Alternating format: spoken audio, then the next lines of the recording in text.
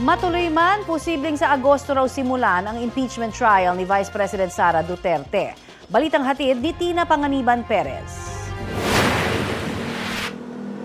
Kahit magbubukas na ang Kongreso sa July 28, posibleng magpalipas pa ng isang linggo o sa August 4 bago masimulan ang impeachment trial laban kay Vice President Sara Duterte.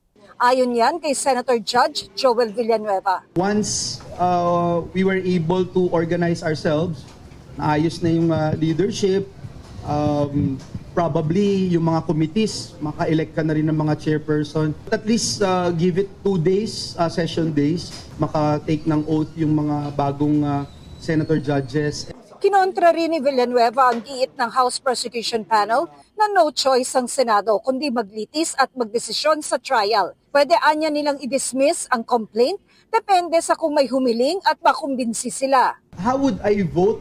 It depends on what I have heard already.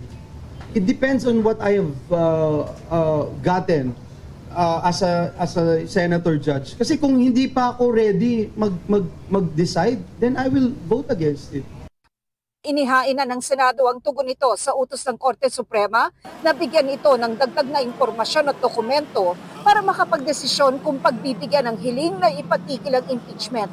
Ayon sa tagapagsalita ng impeachment court, ang posisyon na ipinaabot ng Senado ay hindi ito magbibigay ng mga hinihinging impormasyon dahil Kamara ang nakakaalam ng mga ito. Sabi ng tagapagsalita ng House Prosecution Panel, magsusumite ito ng sagot bago matapos ang 10 araw na deadline.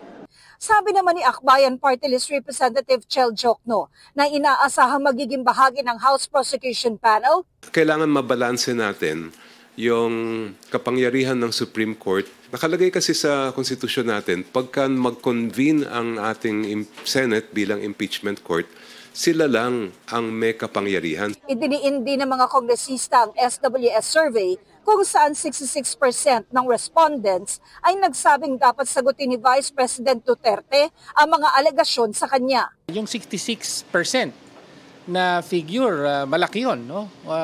Malinaw, overwhelming majority yan sa pamamagitan lang ng impeachment trial, masesettle ito. Tina Panganiban Perez, nagbabalita para sa GMA Integrated News.